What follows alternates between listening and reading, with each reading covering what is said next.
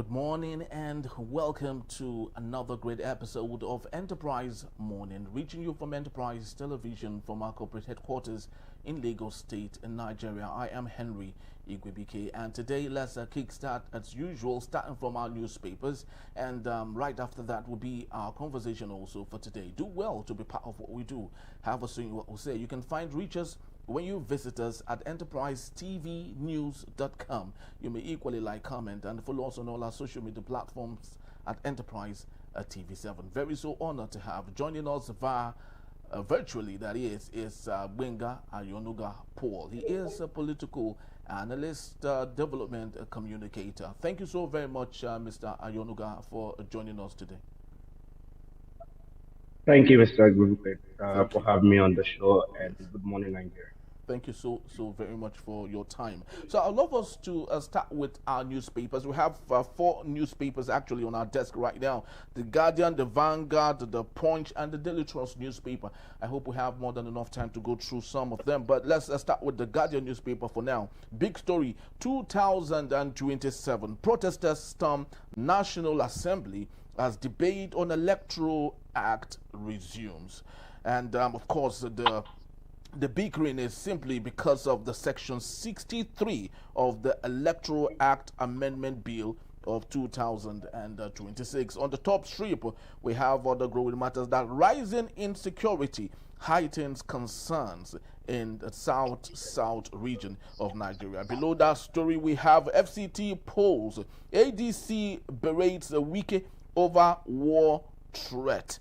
And we equally have other growing matters that 70% of Nigerians are living with epilepsy untreated, and says expert. Akwa Ibom, Cross River, Bika over oil well control. But let's take a look at the growing issue right now. 2027 protesters yet again storm National Assembly as debate on Electoral Act resumes. So, Mr. Ayonuka, I'd love for you to have your say on what's happening right now. The protests are going on. Nigerians are calling for e-transmission of election and the polls, and to ensure that votes actually do count. What's your take on this, please? Well, my take is that most often than not, people think they know what they want because of the sentiment and the argument that roused them up, and not falling victim of being riled up in the past based on particular sentiments. But as we grow older and being a researcher, you get access to more information that shows to you that things are not actually what they seem. Now, Nigerians have the right to protest, to demand for whatever it is they want from government on any matter whatsoever, and I respect that right. But for me, I'm neither here nor there when it comes to demand for online real-time transmission, because I don't I don't think that that will be the solution to getting free and credible election results. Because as far as I know, with technology, I can be transmitting online real time uh, from, say, Kotonkarpi in Kogi State, and before it gets to the central data port in Abuja, it will be intercepted, and then the information that will get to the central data port would replace it online real time in microseconds. So you are feeding in A and you are getting in W at the other end of it. And it is not a technology that is about to happen, it's a technology that some people already have access to in a lot of places across the world. So that is why, for me, the immediate online real-time electronic transmission guarantees nothing. You can still get that online real-time transmission, and whoever has the edge technologically, either the opposition or the ruling party, will be able to intercept it, and in microseconds you are feeding something in, something else is being fed out. If you don't believe, I mean, a snippet of that situation has been shown in a recent movie called The Running Man. It's a 2025 movie. Go and watch it.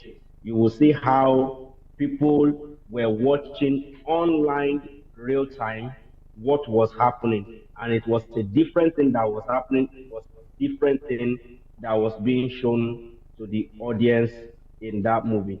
And of course, with AI too now, all that take microseconds to manipulate to make happen. So for me, while I respect that they are protesting this, I personally, with some of the things I know and some of the things that I cross-check across the world every day, because I'm not just here, I also interface with international news channels in India, in US, and this forces me to dig deep, to read, to research, and I'm seeing things that maybe an average Nigerian would not see. And because of those things, I'm not going to join this kind of protest, but I respect those who are protesting. But would it guarantee what they want in free and fair election? I don't think it will guarantee. What I believe will guarantee free and fair election is let the opposition do their work properly. While many of the oppositions are on TV, on radio, they are very absent at the grassroots. And you see, party politics is not done on social media. Social media only accounts for maybe 5% of the real work. The real work is on the field. I mean, I travel a lot. Apart from being an MC, I also travel a lot for political reasons. And in many of the places that I travel to every week, you will not see the presence of many of these so-called opposition anywhere. Let me not talk for the whole Nigeria. Let me talk Southwest that I know like the back of my palm. You will not see their presence. No PDP, no ADC presence in most places. And how do you have presence? By having constant party meetings. At least you know that, I mean, election is less than 9 months away. Okay, no, it is about a year away. This is still February. It's about exactly a year away. Yeah, But many of these 65 days people away. are not having monthly meetings. They are not having bi-monthly meetings. By now, they are not having monthly or bi-monthly meetings. And yet they will come on social media, they will blame the ruling party for all their woes. Meanwhile, the ruling party, despite having over 30 governors by their side, their party are having monthly meetings. I went home to my hometown on Saturday, and my father that they went to and what was said at that party meeting. That's the ruling party having party meeting consistently, and they've been having it like that in the last 3 years. But all this opposition that I call Christmas party will come 1 year, 1.5 years to election, yet they are not doing the groundwork. And you expect that it is a magic electronic transmission or something that will make them, except maybe many of them already have capacity for this technology to intercept what will be transmitted, and they are using that as a rigging mechanism that they are depending on, and that is why they are harping on this electronic transmission. But on ground, as somebody who travels to see, I do not see their presence on ground. All right, you said lots of things, and let's even start with the Running Man movie. Thank goodness it's a movie, it's scripted, it might not be what it is realistically. Other issues that you did mention is the presence of the opposition not being around, not doing the grassroots mobilization. But the 2023 actually changed the dynamics to some extent. The Labour Party were not on ground, never had no governor, had no representative of any kind, but they polled over 6 million votes. They won Lagos, they won Nasarawa, they won Plateau, they won lots of other states. So don't you think that it's time possibly we might get off of this grotesque mentality that it only depends on the grassroots for things to move? We are in a technology age, and lots of things happen on the internet. People are hungry, and that is what they are voting for. So don't you think it's time we should get off the old school horse and maybe begin to amend ourselves with what's happening currently and possibly allow for free and fair election through e-transmission, which is obtainable in other countries of the world? First and foremost, Running Man is not just a movie. Every technology that you use today was first shown in a movie. Back then in 1993, when internet was not as acceptable as it is now, when there was nothing like social media as we have it now, there was a movie called Mission Impossible One. In that Mission Impossible One, Tom Cruise used a glass, I mean yes, it's a glass now, like the one you are wearing. Yeah. That things were projected into, that shows videos and information were projected into. As at that time, that technology was non-existent, but it was already in a movie. Just last Saturday, I bought that same glass for a friend of mine, who asked me to help him get one.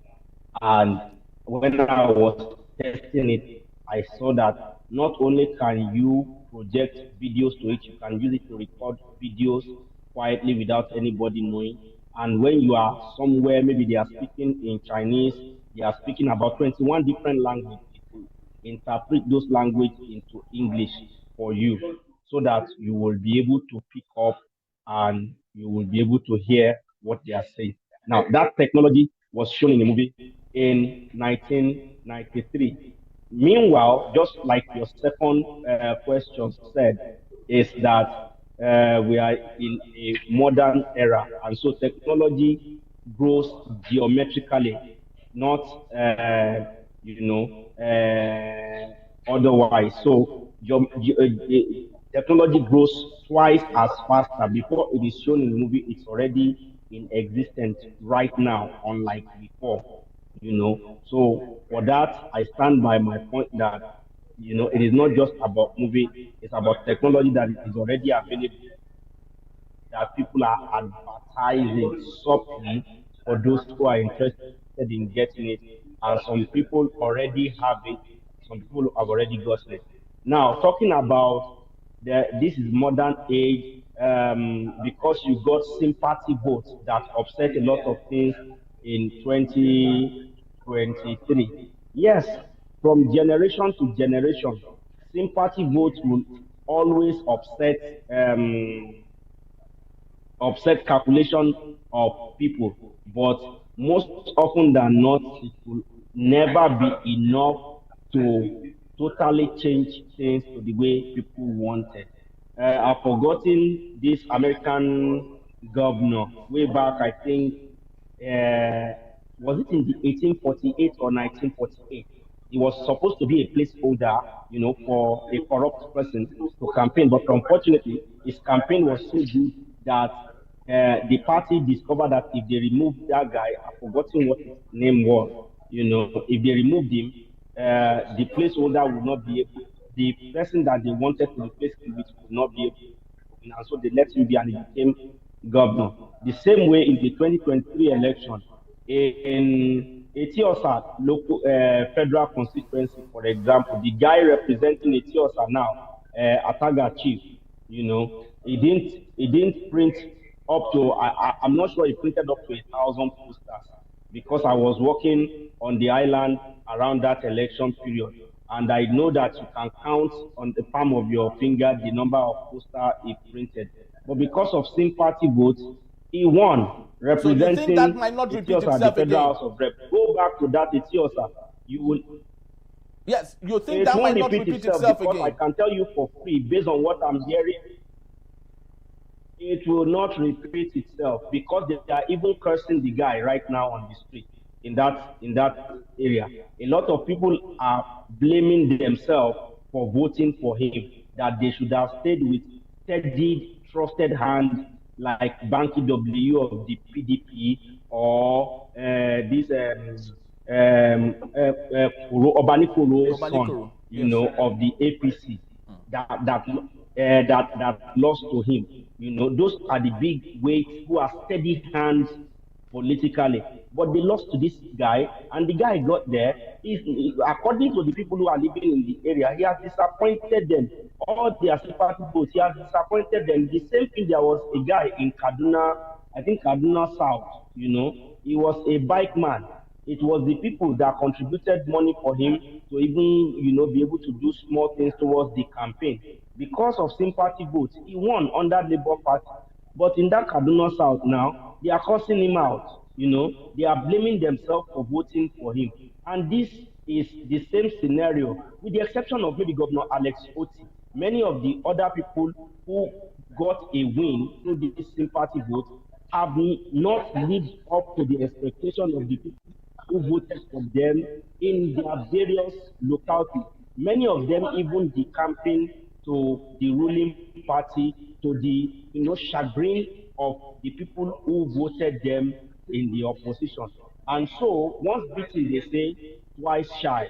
They will not get that opportunity again. And those sympathy votes are what people will use to remind them that the last time you vote for this person, that person, because of sympathy vote, what did you come back with? And then also in many areas where they even won with the sympathy vote, but because of technicalities on the time before they were brought in, many of them still lost out eventually. And people have learned in the grassroots have learned from this thing. Now, talking about technology, you are saying that youth or they disrupt everything. Did you know that INEC has opened its portal for several months, for people to do their continuous voters registration? And I will tell you, many youths who are just turning 18 are not bothered. They will say a lot of things to catch cruise on Twitter, on other social media platforms. But in real life, they are not even going to INEC portal to go and register. That's those new voters. The old voters who have maybe moved. Some people voted the last time, maybe in Shomolu, for example, or in Surulere, for example, and now they were tenants back then. They have built houses now in Mowe, in Ikorodu, or other areas of the state. And the INEC has given them opportunity to change, relocate, and do all of those things. Many of them have not done it. They have not seen the importance of it. Many of them think that since they have their voters card, automatically guarantees them to vote. Then on election day, when movement is restricted, they can't travel from their Mowe to Surulere where they registered, or from their Ikudu to Surulere where they registered. So they will not be able to vote, denying whoever they want, they would have voted for the extra number of votes. These are a lot of things that are playing out that rather than, protesting at the National Assembly, the opposition should look at bolstering their ranks by doing some of these things, by encouraging their supporters to do some of these things. They are not doing. All right. All right. So we sincerely hope that all of this, of course, will be taken care of.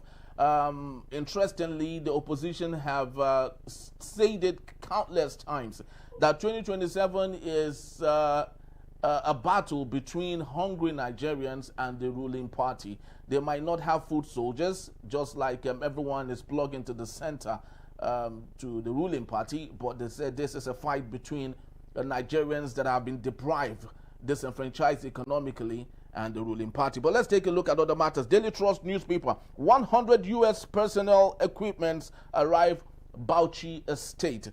Mr. Ayonuga, I love us to speak to this issue, especially with regards to the media aid to the president, Bayo Ononuga, who sometimes back when this thing about inviting the U.S. to come help us.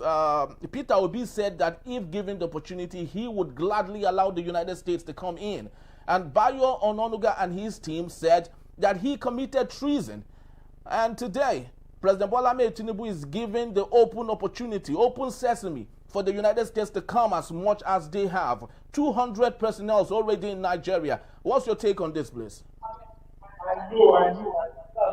So what should be my take when the opposition speak and government listen to some of their advice and take it up? we should applaud the government.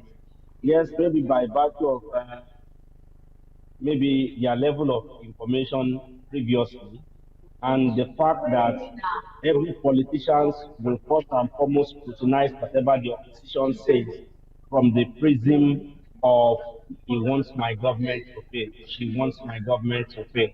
Every human being does it, even in your place of work. I am sure as you are like that, there are people in your office who are, it will be subtle where office politics is concerned. They want to throw you under the bus. So once in a while, even when they are telling you things that are beneficial to you, the first thing, because you know the ongoing undercurrent, rivalry between the two of you in the office. So the first thing you want to think about is you want to, mess me up or throw me under the bus.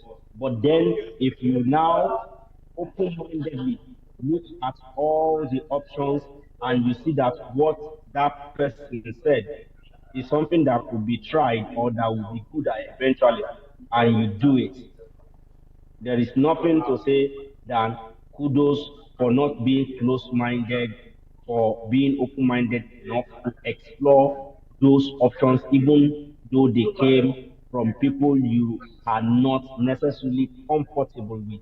There But is is it right? Yeah, none of sorry us to that don't interject have there. rival in our office. Yeah, sorry to interject there, but at this point, I'm glad that you're saying all of this actually. But do you think that the ruling party should at least have the decency of apologizing to those they have hurt rhetorically as a result of not agreeing with them at the very beginning? Is it the ruling party that disagreed or the spokesperson to the president? Because you see, there is governance, there is politics. Whoever needs to apologize will do it on their individual basis. And whether apologize or not apologize, what matters for us is the safety of the country, is the progress of the country. Do you know how many things I here have done for either my church, my school during my undergraduate days, my immediate CDA and CDC, where I live, both past and present, that were not acknowledged. How many do I want to seek apologies? But most of the time, when they eventually adopt it, I'm just happy that it is adopted, I move on. For example, pre-COVID-19, I told my CDA then that we should be having joint security meeting with other CDA so that, when the issue of, because many of us men in the area, we leave home very early in the morning, come back very late at night, and we are unable to know each other. God forbid that they will catch one of us who is a bona fide landlord in the neighborhood and beat him or her to death before identifying him. But if we have joint security network and things like that during CDA meeting, we'll be able to forestall that. They told me to over Sabi for almost a year. And so COVID happened, those times during the story of 1,000 boys, or what they call themselves. Yes. And they almost beat a landlord to death, just like I predicted that will happen. And so they were forced to start doing these security drills and meetings. Who do I want to go back to and ask for apology? You see, all of those things are sentiments that to me doesn't matter. What matters to me is that when you scrutinize what I've said, yes, people who said no to me at that time, they may have their reason. They may feel like maybe I am eyeing the position of maybe CPA chairman or whatever, and so they are doing whatever it is to clip my wing. Meanwhile, I'm not even interested in that, but you see, perception is different everywhere. And that is how life is. For me, I want to focus on the meat of the matter, which is opposition spoke about it, the government took it up, and they are doing something about it. Let us move on. Let opposition keep the government on their toes from time to time, so that, and that was why when you were talking about the protest at the National Assembly, I told you that even though I don't believe in it, I respect them, for doing it, because all of us, in one way or the other, have to keep the government on their toe. Even if they are doing well, we want them to do more. Countries that are doing well, like Singapore, Denmark, Norway, and so on, Switzerland, you still see people writing government from time to time, opposition writing government from time to time, asking for more, despite the fact that on all metrics and indices, these countries are doing very well. Very well said. Awesome. I think we would have to, leave it for now for this particular segment, and just to let you know that Mr. Ayonuga will still be around to take us on our main conversation when we return. El-Rufai held overnight by EFCC as federal government slams criminal charges on him. In a beat, still Enterprise Morning. Don't go anywhere. I'll be right back.